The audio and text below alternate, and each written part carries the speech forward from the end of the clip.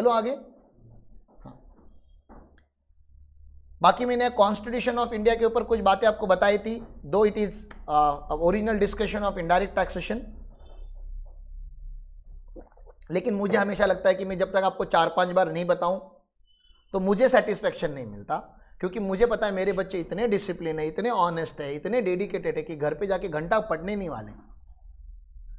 तो पढ़ाना भी मेरी ही जिम्मेदारी है, उसको याद कराना भी मेरी जिम्मेदारी है, और उसको रिवाइज कराना भी मेरी जिम्मेदारी, क्योंकि मेरी लाइफ सेटल नहीं है ना, आप सबकी है। मुझे इनकम टैक्स नहीं आता तो मुझे रोज पढ़ना पड़ता है। बाकी हमारे सामने जो बैठे हुए लोग हैं वो महान हैं, क्या पता अगले देश के फाइनेंस मिनिस्टर आपको ही ना इलेक्ट किया जाए। आपको उतना टैक्स आता है कि रिवाइज करने की कोई ज़रूरत नहीं है, ठीक है ना। आप खाली आंख बंद करके बैठ जाओ, सारा इनकम टैक्स आपको याद आ जाएगा। तो जरा शर्म करो और थोड़ा रिवाइज किया करो, ठीक है ना, और पहले तो टाइम पे आया करो। No taxes can be levied और collected in India except the authority of law, except the authority of law. इसका मतलब होता है पहले कभी भी एक्ट बनेगा और फिर क्या लगेगा, टैक्स। उल्टा कभी नहीं हो सकता कि पहले टैक्स लगा लेते हैं साहब, फिर धीरे धीरे एक्ट बना लेंगे, ये कभी नहीं होता। समझ में आ रहा है आपको? ये कौन प्रोटेक्ट करता है हमें? आर्टिकल 265। कौन से डॉक्यूमेंट का? कॉन्स्टिट्यूशन ऑफ इंडिया का। फिर इसके बाद मैंने बोला था कि ओके तो एक्ट बनाना पड़ता है, टैक्स लगाने के लिए क्या बनाना पड़ता है? एक्ट। तो फिर मैं पूछता हूं एक्ट बनाने की पावर किसको है? उसके लिए मैंने आपको 4 जनरल नॉलेज बताया था। मार्केट में 3 पावर्स होती है अलग अलग, और हम चौथी है, ठीक है ना। 3 जो गवर्नमेंट के, उसमें कौन से होते हैं? Legislative power, executive power and then judiciary powers, ठीक है ना। तो लेजिस्लेटिव विंग जो होती है, मतलब पार्लियामेंट जो होती है, वो क्या बनाती है? लॉ। एग्जीक्यूटिव बॉडी मतलब गवर्नमेंट, जो बनाया हुआ लॉ है उसको इंप्लीमेंट करती है, और इंप्लीमेंटेशन में अगर कुछ कमी रह जाएगी या बनाने के लिए कुछ कमी रह जाएगी और बनाना और इंप्लीमेंट में गैप आता है तो हमें चैलेंज करना पड़ता है कोर्ट में जाके, उसको जुडिशरी पावर बोलते हैं। ओके, और हम तीनों को पढ़ते हैं क्योंकि हम प्रोफेशनल पावर है, हमें तीनों का नॉलेज होना चाहिए कि बनाने वालों ने क्या लॉ बनाया, इंप्लीमेंट करने वालों ने क्या इंप्लीमेंट किया, और अब अगर चैलेंज करना होगा तो कहाँ जाके चैलेंज करना पड़ता है। तो ये हमें तीनों का नॉलेज होना चाहिए, ठीक है। हम प्रोफेशनल पावर है। तो सब पावर ऑफ इनैक्टिंग लॉ किसके पास होता है? Central government and state government, दोनों के पास होता है। मैंने बताया था अपना क्या है, India is a federal structure. Federal मतलब united by the nation, divided by the state. Okay, तो जब स्टेट की बात आती है तो वी आर डिवाइडेड, जब देश की बात आती है तो वी आर, हाँ, तो हमारी 2 गवर्नमेंट है, सेंट्रल गवर्नमेंट भी है और स्टेट गवर्नमेंट भी है। Central government makes law in parliament, it makes law for whole of India और part of India. Then state government makes the law for the whole of the state और any part of the state. Maharashtra का विधानसभा कर्नाटका के लिए law नहीं बना सकता, but government of India पूरे state में किधर भी लॉ बना सकता है, ठीक है। फिर सर जब दोनों को लॉ बनाने की पावर दिए तो दोनों कुत्ते बिल्ली की जैसे झगड़ेंगे नहीं कि मैं मेरा लॉ। तो हमने बोला हाँ झगड़ सकते थे, तो हमने बोला article 246 divides the power. Power दोनों को है, लेकिन पावर कैसा करके दिया है? डिवाइड करके दिया है, ठीक है ना। स्टेट गवर्नमेंट आप ये करोगे, सेंट्रल गवर्नमेंट आप ये करोगे, कोई कॉन्फ्लिक्ट ऑफ इंटरेस्ट नहीं होना चाहिए। उसके लिए उन्होंने 7th शेड्यूल बनाया है कॉन्स्टिट्यूशन में। 7th शेड्यूल में 3 लिस्ट होती है, आपको पता होनी चाहिए, फाउंडेशन से आप पढ़ते आते हो ये चीज। State list, union list, state list and concurrent list. जो स्टेट लिस्ट होती है वो पावर सेंट्रल गवर्नमेंट को देती है, जो यूनियन लिस्ट होती है वो पावर, समझ में आ रहा है, सेंट्रल गवर्नमेंट। मैंने क्या बोला? उल्टा बोला, शायद उल्टा बोला। मैंने बोला स्टेट लिस्ट जो पावर होती है वो स्टेट गवर्नमेंट को देती है, और सेंट्रल लिस्ट जो नाम ही देखो ना, यूनियन लिस्ट है, वो पावर किसको देती होगी? सेंट्रल गवर्नमेंट को देती होगी। कौन सी power sir? Exclusive power. Exclusive power मतलब इंटरफेयर नहीं करने का, या आपका लॉ है, आपको जैसा बनाना है वैसा बनाओ, ठीक है ना। तो एग्रीकल्चर इनकम के ऊपर टैक्स लगता है क्या? नहीं। क्यों? क्योंकि यहां पे देखो ना, कॉन्स्टिट्यूशन में क्लियरली लिखा है एंट्री नंबर 82 पे, taxes on income other than, लेकिन यहां पे एक एंट्री है स्टेट लिस्ट में, entry number 46, if I am not wrong, entry number 46 यहां पे है, जहां पे लिखा है एग्रीकल्चर इनकम के ऊपर टैक्स अगर लगाना होगा कभी, तो it's not a power of central government, it's a power of state government. समझ में आ रहा है आपको मैं क्या बता रहा हूं? दारू के ऊपर एक्साइज ड्यूटी लगाने का पावर, दारू के ऊपर एक्साइज ड्यूटी लगाने का पावर सेंट्रल गवर्नमेंट के पास नहीं है। दारू के ऊपर एक्साइज ड्यूटी लगाने का पावर स्टेट गवर्नमेंट को है। इसलिए गोवा में दारू सस्ती है, क्योंकि उन्होंने टैक्स वहां पे कम रखा है। ओके, गुजरात में बहुत ज्यादा है, केरला में बहुत ज्यादा है, कर्नाटका में भी शायद अभी दारू के ऊपर टैक्स ज़्यादा है, ठीक है। देन कंकरेंट लिस्ट मतलब दोनों मिलके लॉ बनाएंगे। यूजुअली स्टेट गवर्नमेंट प्रपोज करता है law, but in consultation with और इन रिकमेंडेशन ऑफ सेंट्रल गवर्नमेंट, ये ऐसा ये लोग लॉ बनाते हैं। जीएसटी सर यहाँ पे कहीं पे भी नहीं है, जीएसटी का आर्टिकल ही अलग है 246A, वो आपको अलग से ही पढ़ना पड़ता है, वो इसमें है ही नहीं, ठीक है, वो जाने दो।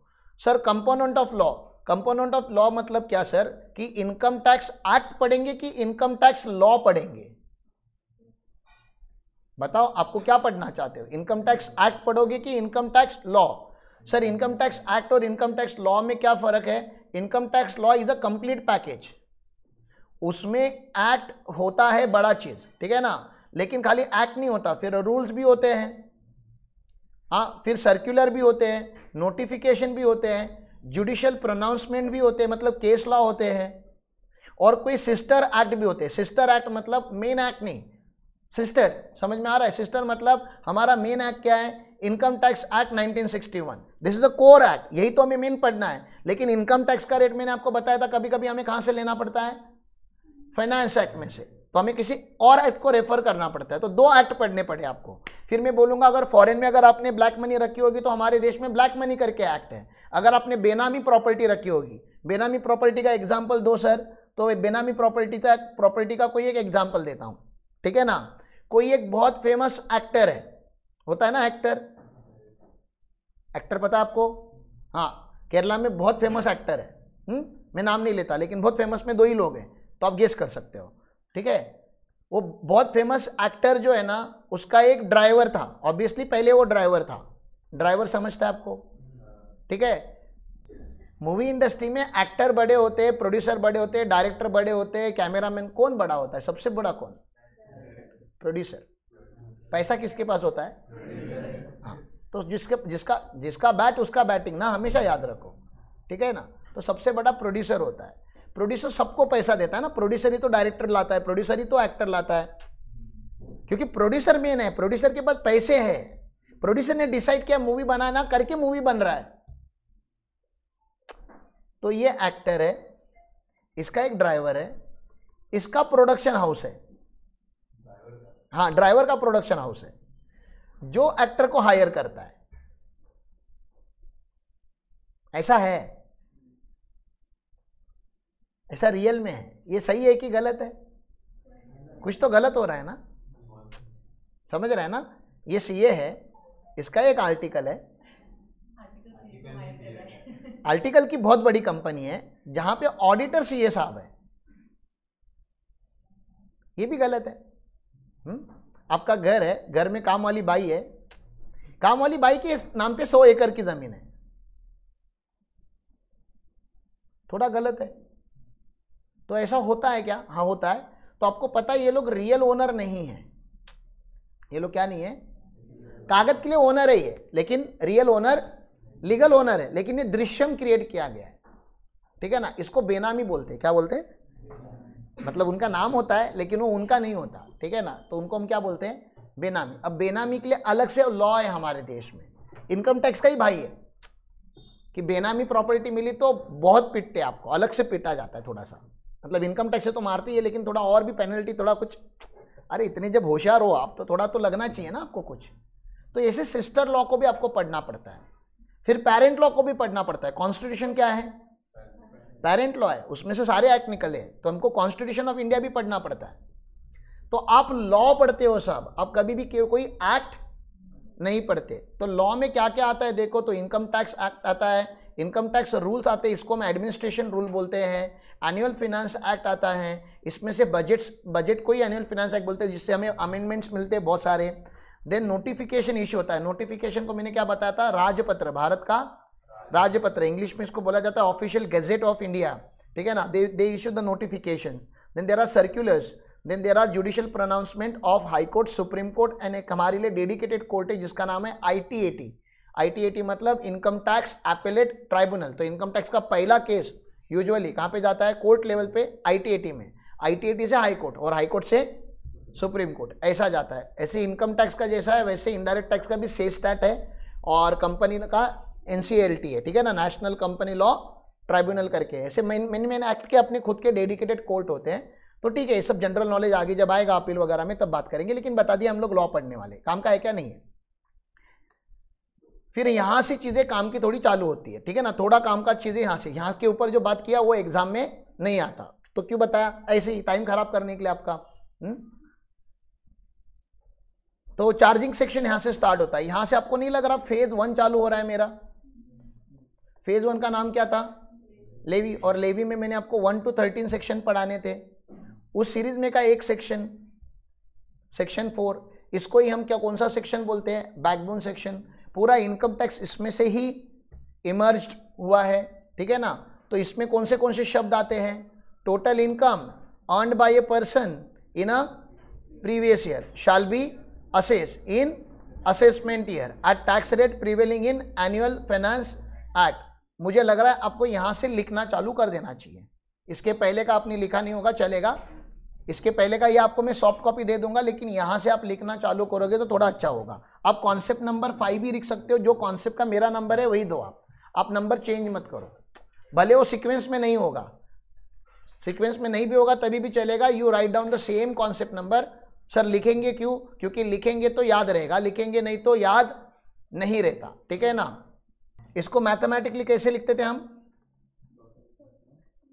वैसा भी लिख के रखो, इधर बॉक्स बना के, मतलब ये कॉन्सेप्ट जहाँ पे खत्म होता है वहाँ पे बॉक्स बना के करो ना, ऐसा मतलब तुम लोग का बॉक्स थोड़ा बड़ा बनेगा, लेकिन क्या लिखना है तुमको पता है ना, बॉक्स में क्या लिखना है, total income earn by a person in a previous year shall be assess in assessment year at tax rates prevailing in annual finance act.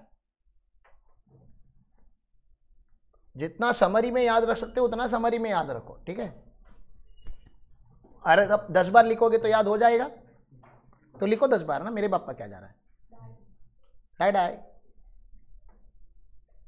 हम 9:15 को एक नया लेक्चर चालू करने वाले, उसके पहले सारे लोग इधर आने चाहिए, that will be business series, मतलब जो हमारी क्या है वो टाइम मैनेजमेंट आ जाए हमारा। सैटरडे संडे हम हमेशा मेंटेन करेंगे, आप बिजनेस टीम को याद बता रहा हूँ, will try to have innovative things on Saturday and Sunday, ठीक है ना। ये 2 दिनों में हमें थोड़ा इनोवेटिव करना है। ऑब्वियसली संडे बच्चे अपने अपने घर पे रहेंगे, संडे मैक्सिमम बच्चे नहीं आते, लेकिन रेजिडेंशियल वाले तो आ ही सकते हैं।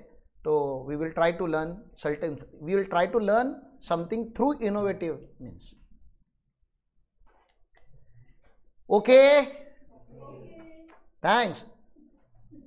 अगला कॉन्सेप्ट भी बहुत इंपॉर्टेंट है, बताओ इनकम टैक्स में सबसे इंपॉर्टेंट डेफिनेशन कौन सा होना चाहिए, इनकम का। लेकिन इनकम का डेफिनेशन उन्होंने दिया ही नहीं, मतलब दिया है लेकिन उन्होंने बोला इनकम इंक्लूड्स, और क्योंकि उन्होंने बोला इनकम इंक्लूड्स, मैं आपको इनकम का डेफिनेशन ज़्यादा डिटेल में पढ़ाऊंगा ही नहीं। यहाँ पे इन्होंने दिया है, देखो ये पूरा डेफिनेशन ऑफ इनकम, ये लिखना नहीं है आपको, खाली बता रहा हूँ, एक बार सुन लो फिर भूल जाओ, क्योंकि ये याद रखने के लिए आपको 5 हेड्स पढ़ने पड़ेंगे।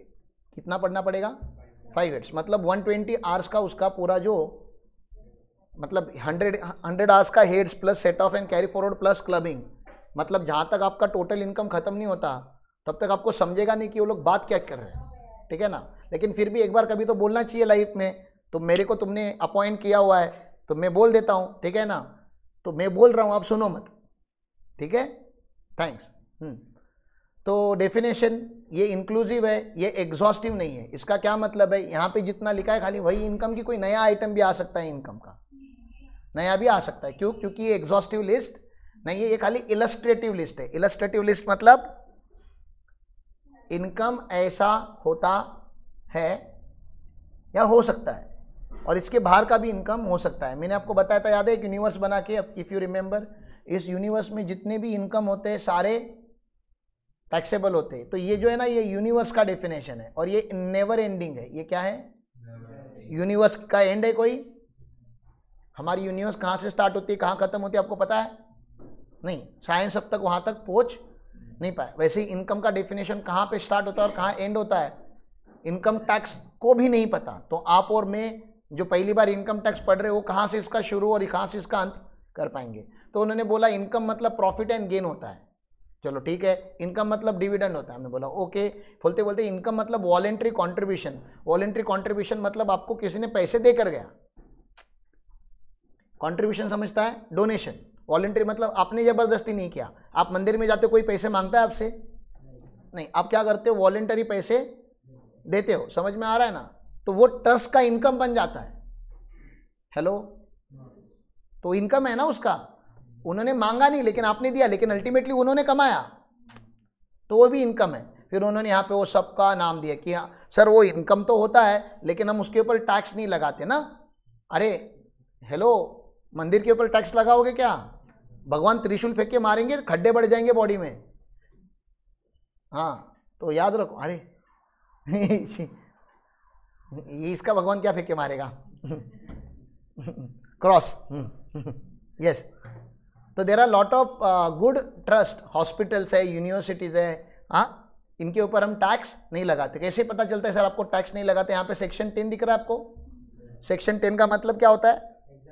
Exempt income. मतलब कुछ ऑर्गेनाइजेशंस को अगर उन्होंने कंडीशंस कंप्लाई किए तो उनको डोनेशन के ऊपर टैक्स नहीं भरना है, ऐसा यहाँ पे लिखा है, लेकिन काम का नहीं है, आप खाली सुन लो बस। फिर सैलरी इनकम होता है, हाँ होता है। सैलरी में कभी कभी एम्प्लॉयर आपको परक्यूजिट देता है। पर्क, ये चॉकलेट सुना है आपने? Perk is the short form of perquisite. Perquisite को बेनिफिट बोलते हैं। बेनिफिट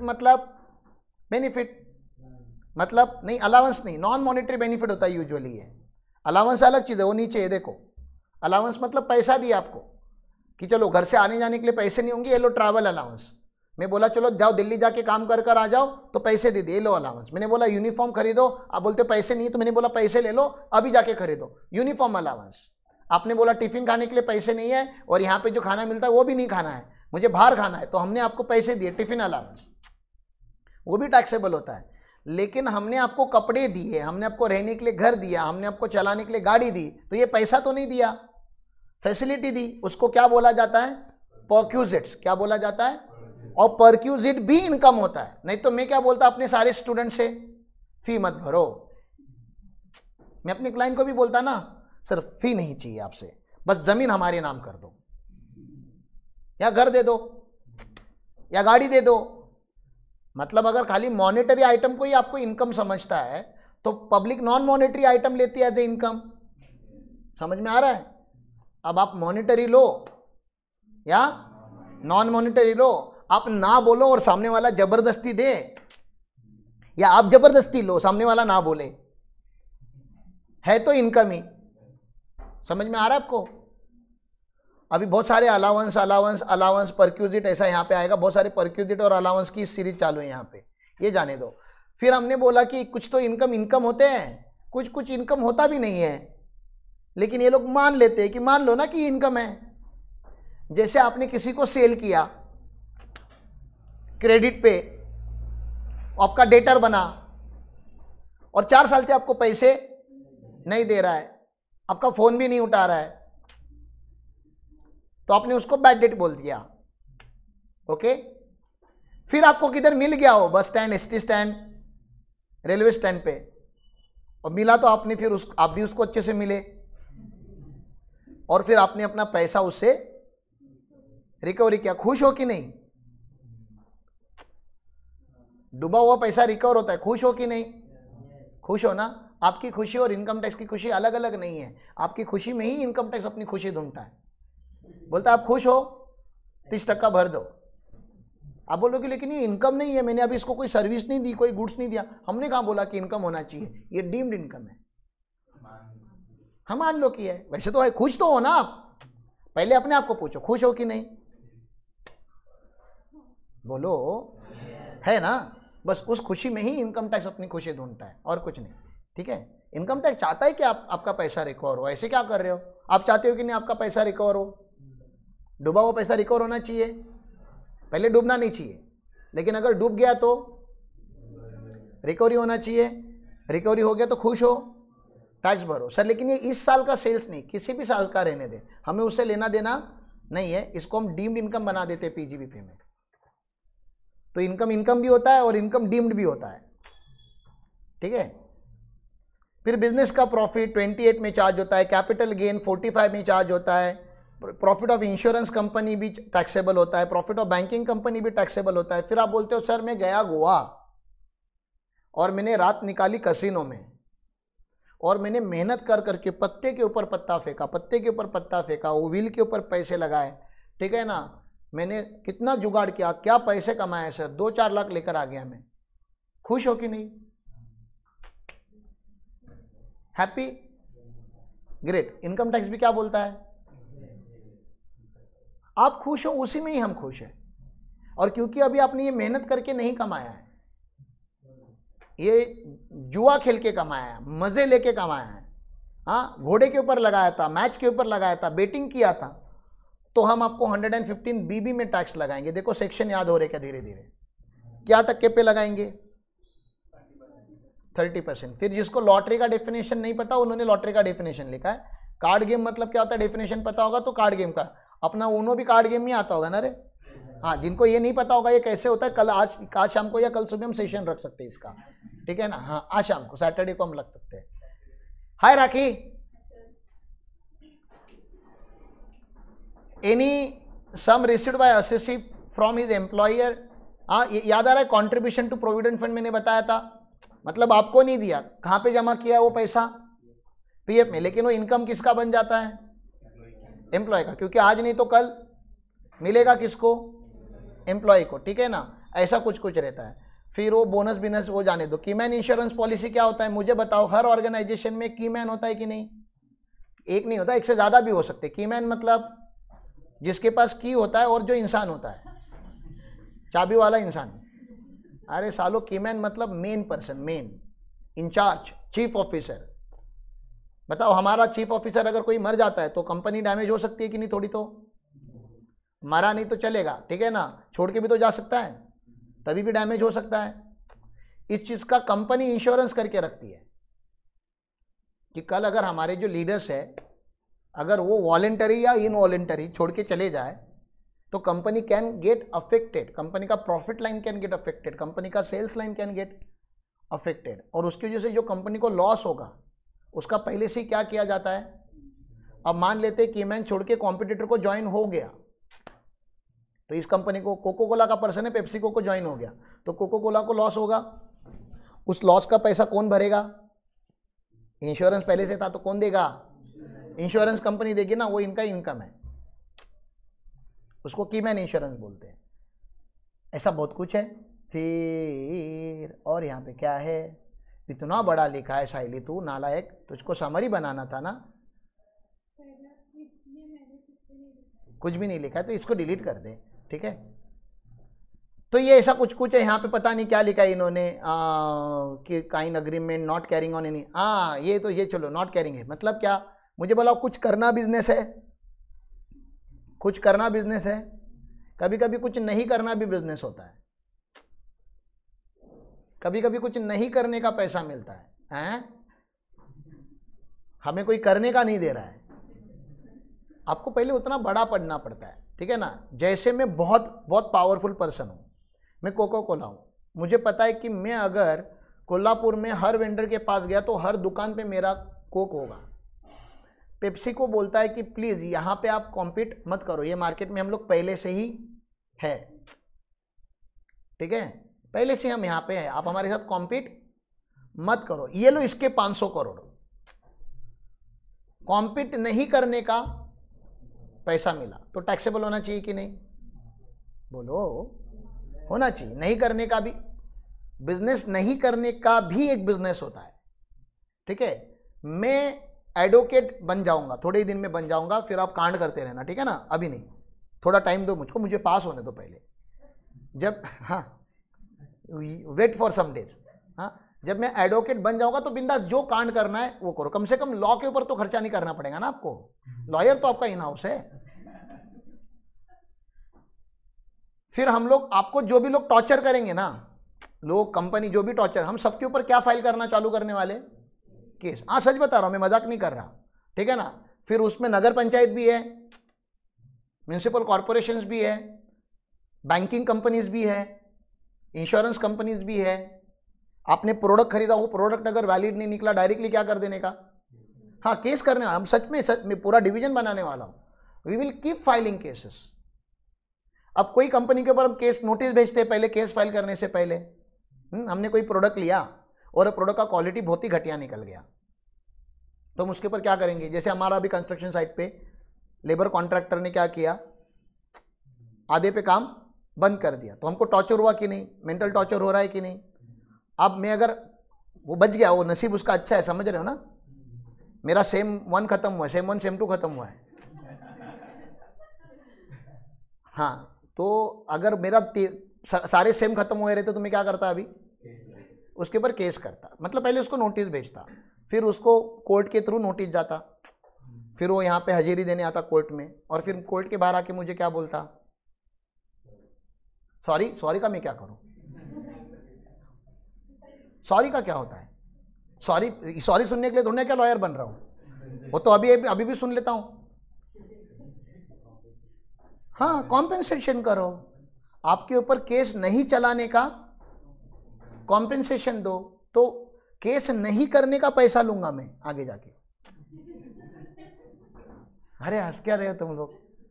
और बेस्ट पार्ट क्या है पता है, बेस्ट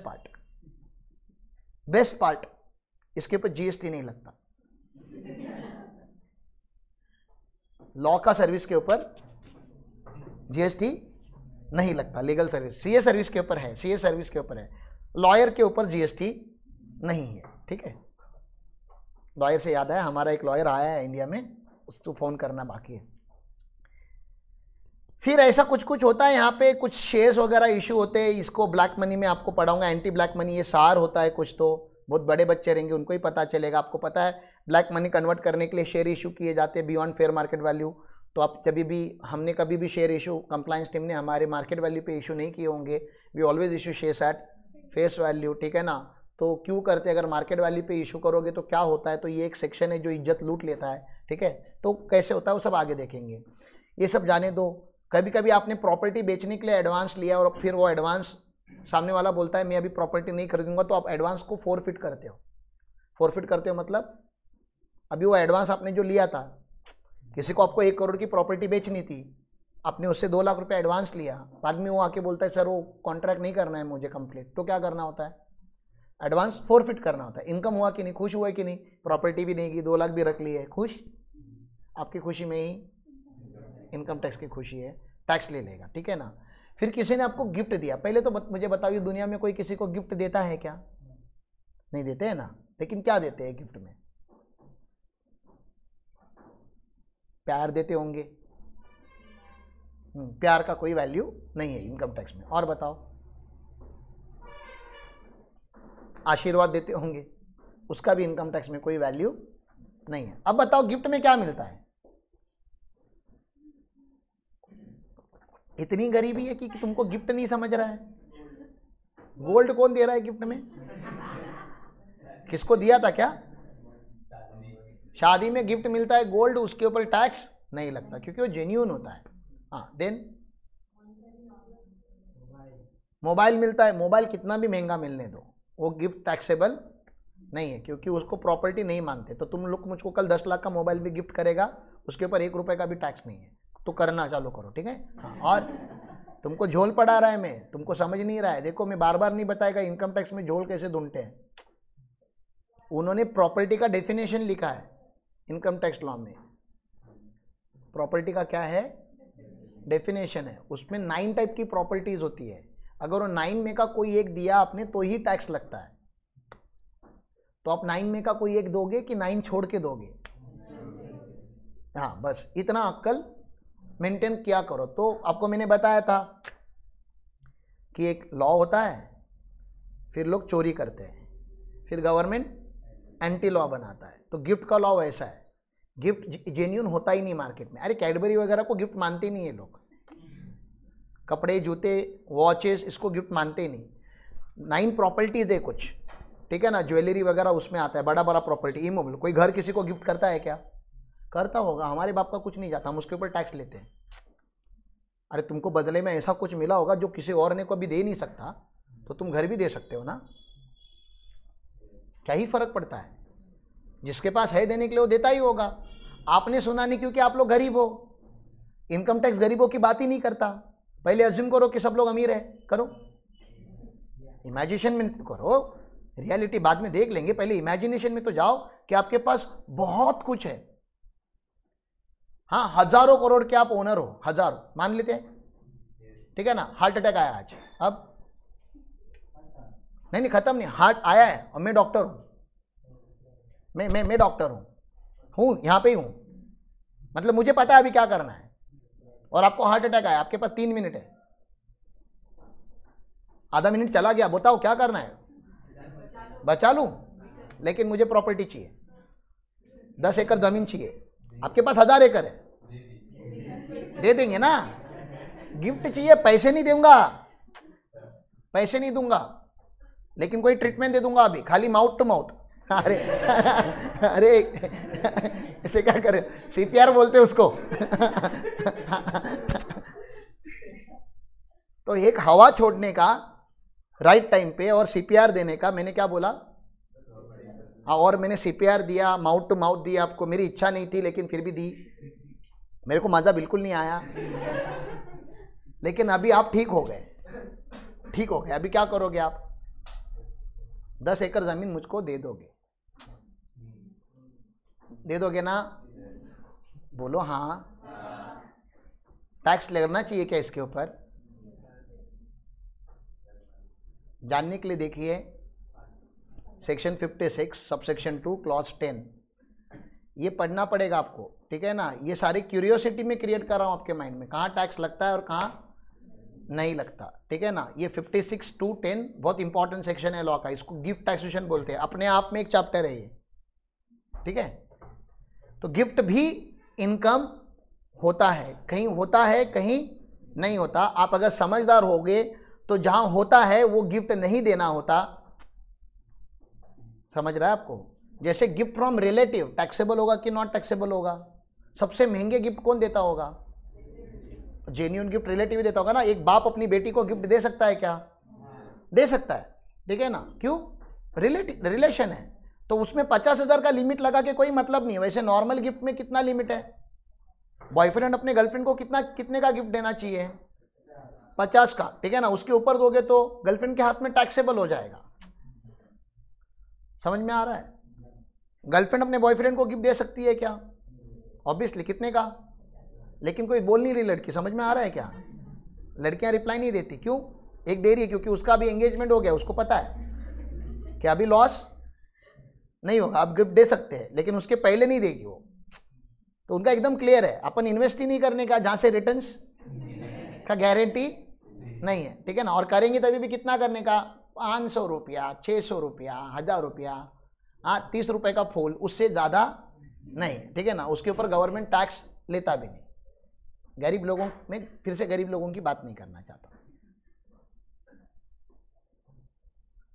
आपका कजिन आपको गिफ्ट दे सकता है क्या? कजिन का रिलेशन कभी कभी अच्छा होता है क्या? बहुत होता है ना? दे सकता है कि नहीं गिफ्ट? लेकिन कजिन आपका रिलेटिव के डेफिनेशन में नहीं है। तो मान लेते हैं आपके चाचा के लड़के ने आपको गिफ्ट देना है, 5 लाख रुपए का गिफ्ट देना है, टैक्स हो जाएगा कि नहीं आपके हाथ में? रुपया। आप कुछ बिजनेस वगैरह चालू करना चाहते हो और वो आपको सपोर्ट करना चाहता है क्योंकि आपका बहुत ही अच्छा भाई है, तो आपको सपोर्ट कर रहा है वो, और वो रिटर्न नहीं चाहिए, लोन नहीं है, वो गिफ्ट है, जेन्युइन गिफ्ट है। तो जैसे वो आपको पैसे लेके आएगा देने के लिए, कान के नीचे खींच देने का उसके। कजिन है तो खींच ही सकते हो और बोलने का तेरे से कुछ नहीं चाहिए मुझे, तेरा गिफ्ट लेके मैं बड़ा होने वाला हूँ क्या? अब जा अपने बाप को लेकर आ। बेटा बाप को गिफ्ट देगा, टैक्स नहीं लेगा। और उसका चाचा मतलब आपके पापा का भाई आपका रिलेटिव है, ब्रदर और पेरेंट आर रिलेटिव, तो कजिन से नहीं गिफ्ट लेने का। क्यों? टैक्स लग जाएगा। उसके बाप से लोगे तो आपका चाचा आपका रिलेटिव होता है, चाचा का लड़का आपका रिलेटिव। तो इसके लिए क्या होना चाहिए? इनकम टैक्स का नॉलेज होना चाहिए कि किससे गिफ्ट लेने का, किससे गिफ्ट नहीं लेने का। देने की बात ही नहीं कर रहा मैं, देने की बात ये लोग करते रहिए, ठीक है ना? गिफ्ट लेने की बात करें तभी इनकम होगा ना। इनकम टैक्स में इनकम की बात करेंगे, खर्चे की बात कम करेंगे। नहीं करेंगे ऐसे नहीं, वो भी करनी पड़ती लेकिन कम करेंगे। देने के ऊपर हमको हमारे बाप का क्या जाता है? किडनी दे दो हमारी, ठीक है? आगे चलूं। गवर्नमेंट कभी कभी कुछ ग्रांट देता है, सब्सिडी देता है, पता है आपको क्या मयूर सर? देता है क्या? देता है, ठीक है ना? वो बीजापुरी सर का भी इंक्वायरी आया है, उनको बिजनेस चालू करने का एक नया कौन सा सब्सिडी मिलेगा बता रहे। कोई विश्वकर्मा स्कीम करके भी एक स्कीम आया है, उसमें भी वो कुछ सब्सिडी लेने का बात कर रहे हो। तो ज़रा देख लेना उनसे, ज़रा जाके बात करके थोड़ा देख लेना क्या कौन सा स्कीम है, विश्वकर्मा स्कीम वगैरह, ठीक है। तो उसमें सब्सिडी मिलता है, सब्सिडी मिलता है तो इनकम हुआ कि नहीं, गवर्नमेंट आपको ऐसे ही पैसे दे रहा है, ऐसे ही दे रहा है, तो इनकम खुश हो कि नहीं। गवर्नमेंट बोलता दिया किसने, हमने। सब्सिडी कौन देता है, गवर्नमेंट। फिर बोलता है खुश हो कि नहीं, अब इसके ऊपर टैक्स भरो।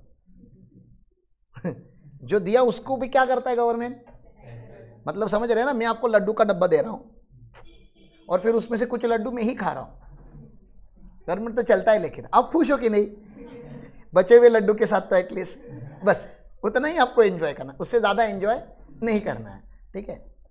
इनकम का डेफिनेशन पढ़ा दिया, याद रखोगे, नहीं रखना है, याद नहीं रखने के लिए पढ़ा रहा हूं, ठीक है ना। क्यों, क्योंकि जो लिस्ट पढ़ाई क्या उतनी ही इनकम है, अरे इससे बहुत सारी इनकम हो सकते हैं। क्यों, क्योंकि इंक्लूसिव डेफिनेशन है, एग्जॉस्टिव डेफिनेशन नहीं है। कहाँ से पता चला मुझे इंक्लूसिव है, क्योंकि ये स्टार्ट कैसे होता है, इनकम इंक्लूड से स्टार्ट होता है। तो मुझे ये नहीं पढ़ाना था, मुझे वो आपको बॉक्स पढ़ाना था, याद आ रहा है क्या, मैंने आपको पढ़ाया था कि इनकम टैक्स को हम नेगेटिव मैनर में पढ़ेंगे। नेगेटिव मैनर मतलब we will learn what is not taxable in income tax which is given in section 10 and then we will conclude okay this is the list of not taxable income, rest everything will become taxable. तो इसलिए आपको मैं total income के ऊपर जब charge बताता हूं तो इनकम के दो टुकड़े होते हैं, दो टाइप की इनकम होते हैं मार्केट में, income which forms part of total income, income which doesn't form part of total income. ये आपको लिखना है, ये प्लीज इतना लिखना है आपको, income which forms part of total income, इसके ऊपर टैक्स है वो सेक्शन 5 में हम पढ़ेंगे। And income which do not form part of total income,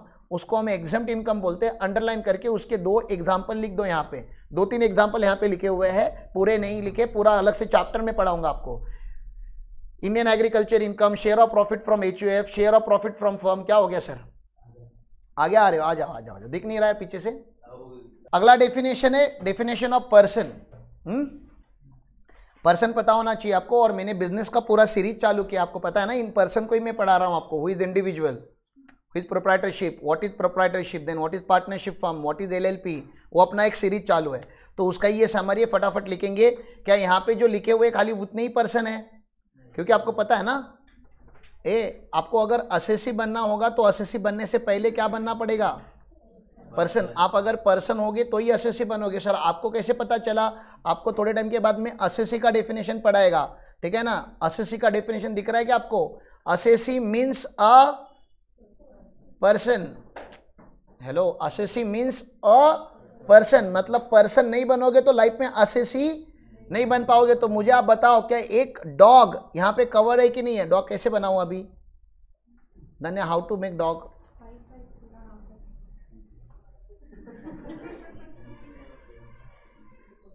this is dog, deemed dog.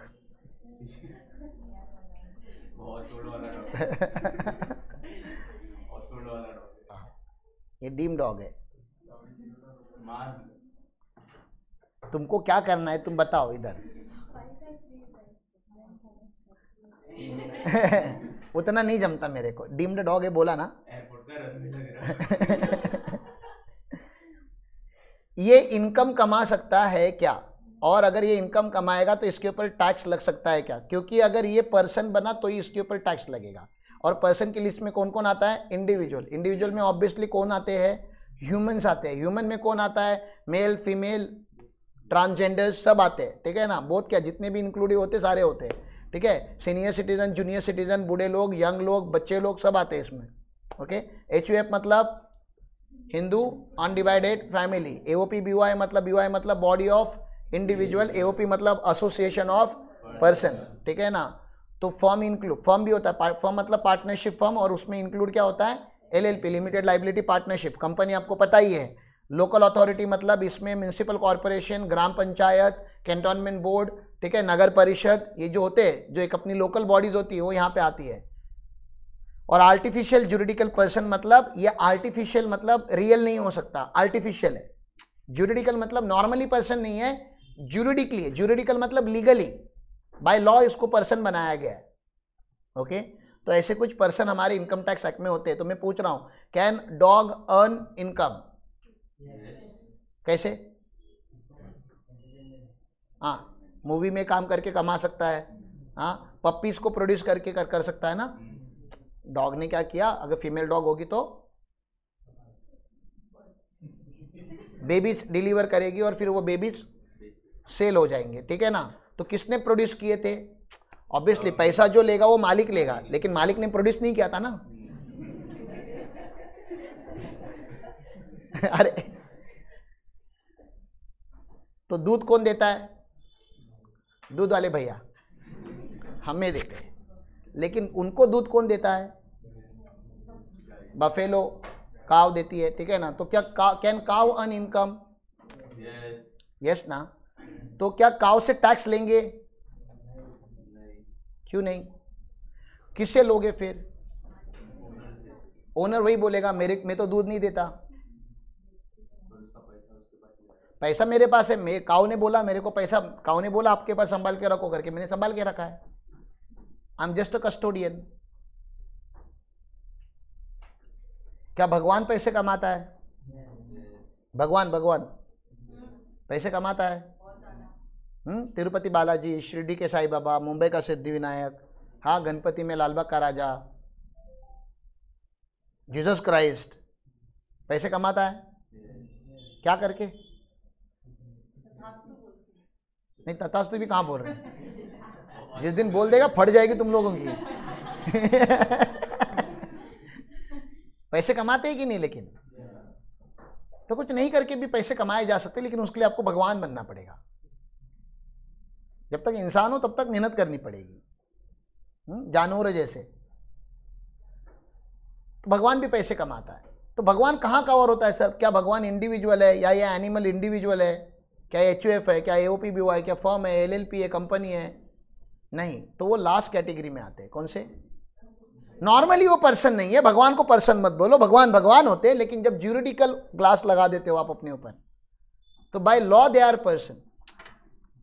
ये एनिमल्स है, लेकिन by law they are person. क्यों? क्योंकि ये जो लास्ट कैटेगरी है ना, वो एक्सेट्रा की कैटेगरी। आप जब एग्जाम में पेपर लिखते हो, आपको जब कुछ याद नहीं आता इसके आगे क्या लिखना, तो आप क्या लिखते हो? हाँ, बस वो ये एक्सेट्रा को आर्टिफिशियल ज्यूरिडिकल पर्सन बोलते हैं। ठीक है, लिख लिया आप लोगों ने? This is the last definition for the day. फटाफट लिख लो, नहीं लिखा होगा तो लिख लो। Please do not draw my dog. Thank you.